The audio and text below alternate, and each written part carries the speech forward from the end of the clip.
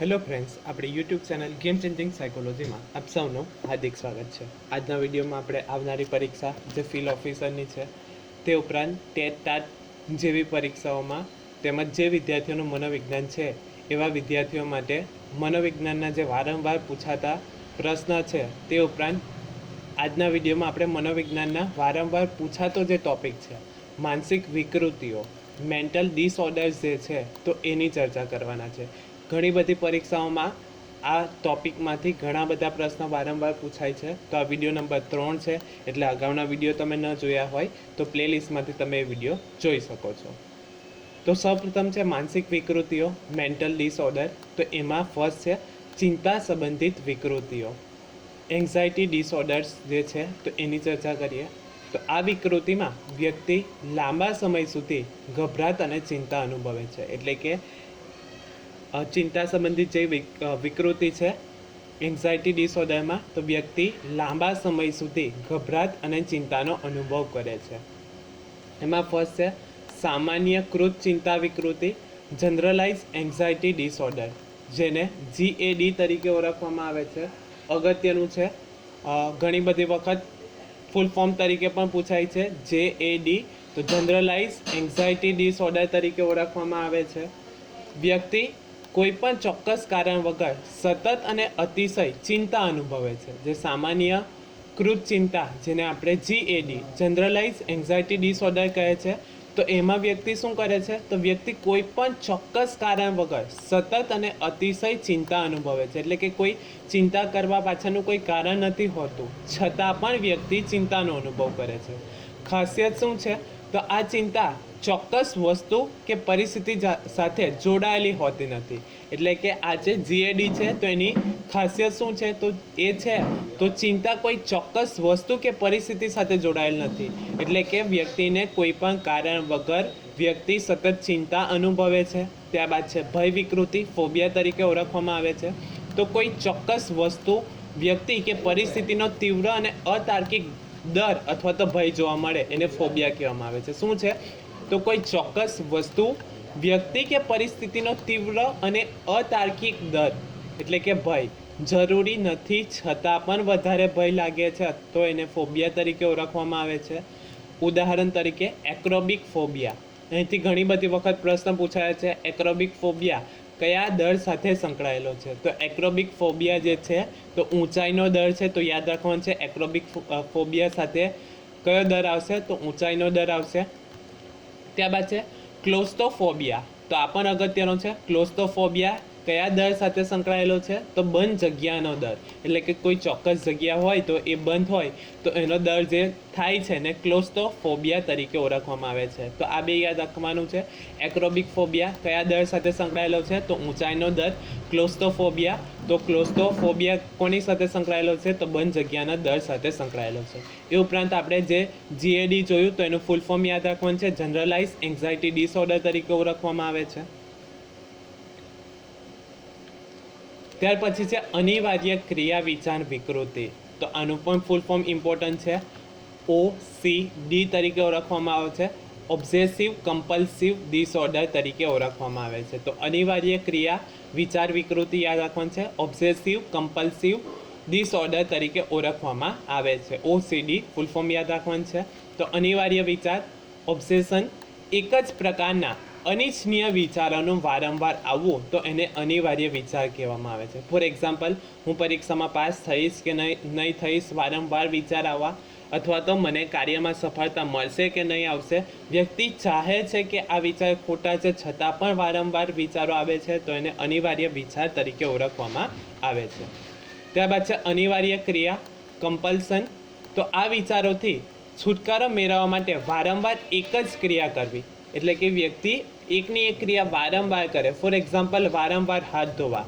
તો વ્યક્તિને ખબર છે કે ફોર એક્ઝામ્પલ લઈએ કે 5 મિનિટ પહેલાં હાથ ધોયા છે છતાં પણ એને વિચારો આવે છે અને ફરી હાથ ધોવા જાય છે. એ જ રીતે તારું માર્યું છે કે નથી માર્યું, તો તારા વારંવાર ચેક કરવા જવા, તો એ પણ અનિવાર્ય ક્રિયા છે. ત્યારબાદ ગેસ બંધ કર્યો છે, તો વ્યક્તિને ખબર છે કે ગેસ બંધ કર્યો છે છતાં પણ એ વારંવાર ચેક કરવા જશે તો એને શું કહેવામાં આવે છે, અનિવાર્ય ક્રિયા તરીકે ઓળખવામાં આવે છે. તો આ વિચારોથી છુટકારો મેળવવા માટે વારંવાર એક જ ક્રિયા કરવી તો એને અનિવાર્ય ક્રિયા તરીકે ઓળખવામાં આવે છે. ફોર એક્ઝામ્પલ, વારંવાર હાથ ધોવા, તારા ચેક કરવા, ગેસ ચાલુ બંધ છે છતાં પણ ચેક કરવા જવું, તો એ પણ અનિવાર્ય ક્રિયામાં આવશે. ત્યારબાદ છે આઘાતજનક તાણ વિકૃતિ. તો આ પણ અગત્યનું છે, PTSD. તો પોસ્ટ ટ્રોમેટિક સ્ટ્રેસ ડિસઓર્ડર. તો યાદ રાખવાનું છે, પોસ્ટ ટ્રોમેટિક સ્ટ્રેસ ડિસઓર્ડર તરીકે ઓળખવામાં આવે છે PTSD.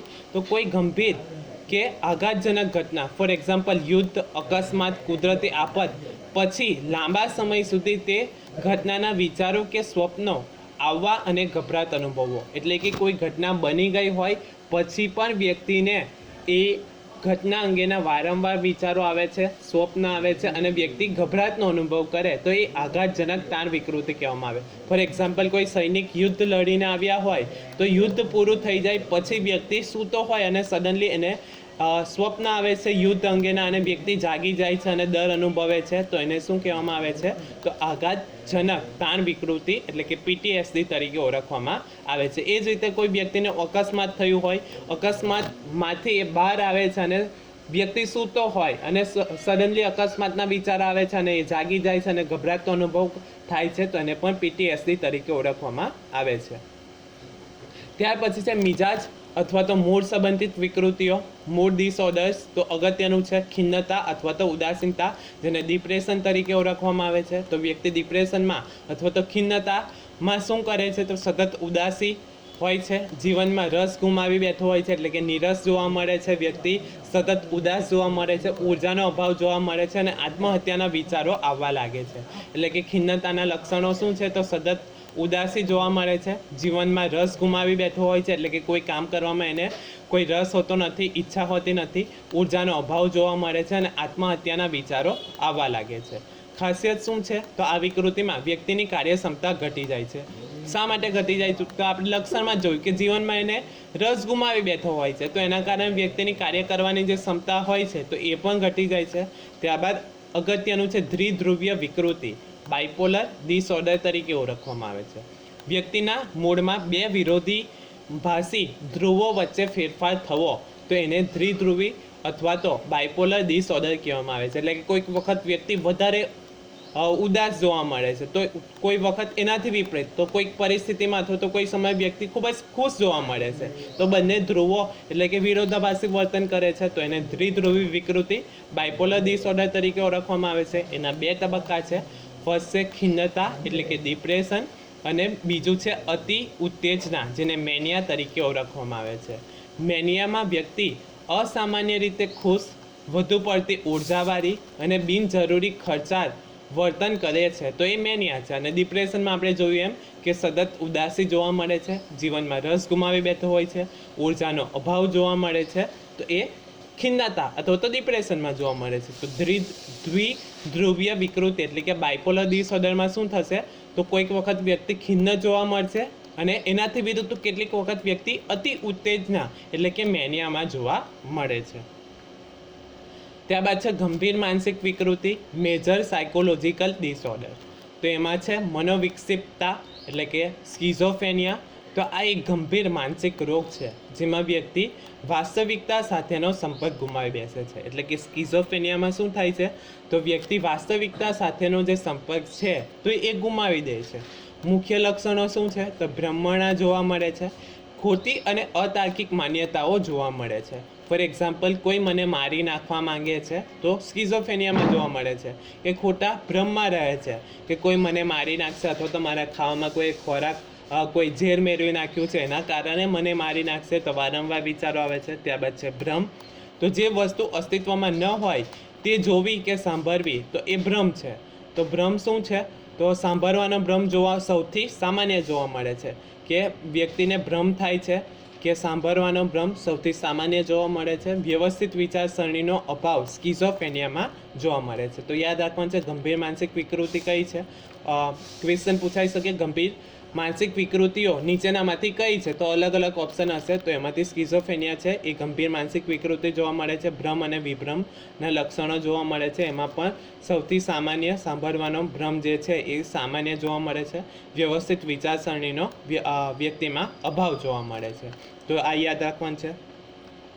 ત્યારબાદ છે અસામાજિક વ્યક્તિત્વ વિકૃતિ, એન્ટી સોશિયલ પર્સનાલિટી ડિસઓર્ડર. તો નામ પરથી જ ખબર પડી જાય અસામાજિક. તો આમાં વ્યક્તિ સમાજના નિયમોનું ઉલ્લંઘન કરે છે, એટલે કે સમાજ દ્વારા જે નીતિ નિયમો બનાવવામાં આવ્યા હોય તો એને ઉલ્લંઘન કરે છે અથવા તો તોડી નાખે છે અથવા તો એના વિરોધી વર્તન કરે છે. અન્યની લાગણીઓની પરવા કરતી નથી અને ગુનાહિત પ્રવૃત્તિઓ તરફ વળે છે. સીધું છે. અસામાજિક શબ્દ પરથી જ ખબર પડી જાય કે સમાજ વિરોધી વર્તન કરે છે. તો અન્યની લાગણીઓની પરવા કરતી નથી અને ગુનાહિત પ્રવૃત્તિઓ કરે છે. ફોર એક્ઝામ્પલ, કોઈ વ્યક્તિઓને હાનિ પહોંચાડવી અથવા તો નુકસાન કરવું, એને મારવો, તો એ બધું આવી શકે છે. ખાસિયત, આ વ્યક્તિઓમાં પશ્ચાતાપ કે દોષની લાગણી હોતી નથી. એટલે કે ફોર એક્ઝામ્પલ, કોઈ માતા હોય અસામાજિક વ્યક્તિત્વ વિકૃતિથી પીડાતી હોય તો પોતાના બાળકોને ખોરાક નથી આપતી, મારે છે. તો એ બધું જે છે તો એ વ્યક્તિ વર્તન તો કરે છે, પછી એને કોઈ પશ્ચાતાપ નથી થતો કે દોષની લાગણી અનુભવતી નથી કે મેં જે કાર્ય કર્યું છે એ ખોટું કર્યું છે તો સમાજ વિરોધી છે, એટલે કે એને કોઈ દોષની લાગણી અનુભવતી નથી. તો એ અસામાજિક વ્યક્તિત્વ વિકૃતિમાં જોવા મળે છે. ત્યારબાદ જે આવનારી પરીક્ષા છે ટેટ માટે, તો હાલમાં જ નવી સિરીઝ ચાલુ કરી છે. તો એ અનુસાર તમને આપણી યુટ્યુબ ચેનલમાં પ્લેલિસ્ટમાંથી તમને ટેટ માટેના પણ નવા અભ્યાસક્રમ મુજબના વિડીયો તમને પ્રાપ્ત થશે. એ ઉપરાંત જે વિદ્યાર્થીઓનું મનોવિજ્ઞાન છે એવા વિદ્યાર્થીઓ માટે જીસેટ અને યુજીસી નેટ માટેના પણ વિડીયો છે. આ જ વિડીયો ફિલ્ડ ઓફિસર માટે પણ ઘણા બધા અગત્યના સાબિત થઈ શકે છે. તો એ વિડીયો પણ તમે જોઈ શકો. એ ઉપરાંત ફિલ્ડ ઓફિસર માટે જે સમાજશાસ્ત્ર છે, સમાજ કાર્ય જે છે, તો એ અંગેના વિડીયો પણ આપણી યુટ્યુબ ચેનલ પર અવેલેબલ છે. તો તમે એ પણ જોઈ શકો છો. તો આશા રાખું છું કે તમને આ વિડીયોમાં સમજ પડી ગઈ હશે, અને જો તમને આ વિડીયો પસંદ પડ્યો હોય તો વધુમાં વધુ લાઇક કરો, શેર કરો અને અમારી ચેનલને સબસ્ક્રાઈબ કરો. Thank you.